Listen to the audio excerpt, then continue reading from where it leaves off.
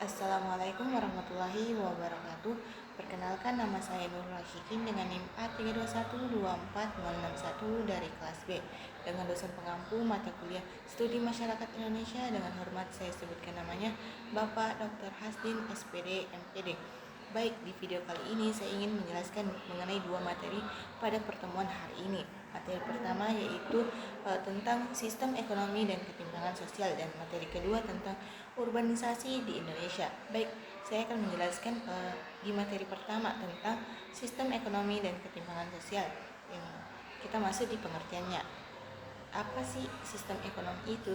Jadi sistem ekonomi ini adalah cara suatu negara mengatur kegiatan produksi, distribusi, dan konsumsi untuk memenuhi kebutuhan masyarakat, yang dimana Indonesia sistem ekonomi yang digunakan adalah sistem ekonomi Pancasila, yaitu perpaduan mekanisme pasar dan peran pemerintah yang berdasarkan keadilan sosial sesuai pasal 33 Undang-Undang Dasar 1945. Yang kedua, kita masuk di ketimpangan sosial, yang dimana kondisi tidak meratanya distribusi sumber daya, kesempatan, dan kesejahteraan dalam masyarakat. Ketimpangan ini dapat terlihat dari perbedaan pendapat, akses pendidikan, kesehatan, serta kesempatan kerja. Ketimpangan sosial menjadi isu penting karena dapat memicu konflik sosial, kemiskinan, dan menghambat pembangunan. Selanjutnya ada bentuk-bentuk ketimpangan sosial di Indonesia.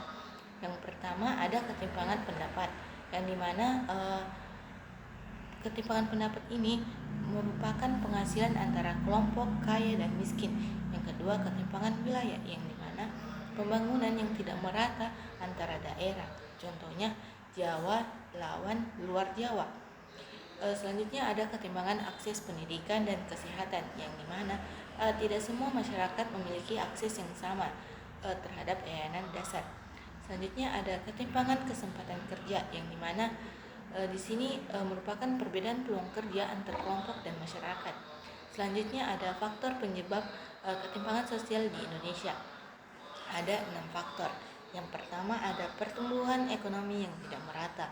Yang kedua, perbedaan kualitas pendidikan. Ketiga, akses sumber daya yang tidak seimbang. Yang keempat, kebijakan pemerintah yang belum merata. Yang kelima, globalisasi dan persaingan ekonomi. Yang keenam, urbanisasi yang tidak terkendali. Selanjutnya kita masuk di materi yang kedua, yaitu urbanisasi di Indonesia.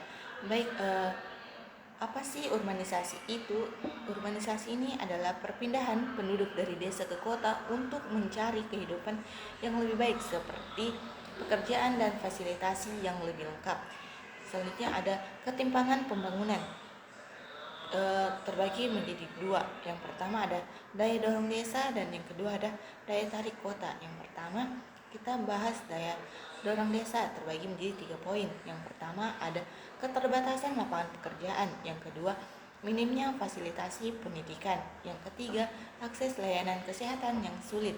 Selanjutnya kita masuk di daya tarik kota, terbagi menjadi 3 poin. Yang pertama ada peluang kerja yang lebih luas. Yang kedua, prospek pendapatan relatif lebih tinggi. Yang ketiga, fasilitas hidup lebih lengkap dan modern. Selanjutnya ada membangun keseimbangan nasional, yang terbagi menjadi 3 poin. Yang pertama ada pemerataan infrastruktur, yang dimana memangkas ketimpangan fasilitas antara desa dan kota.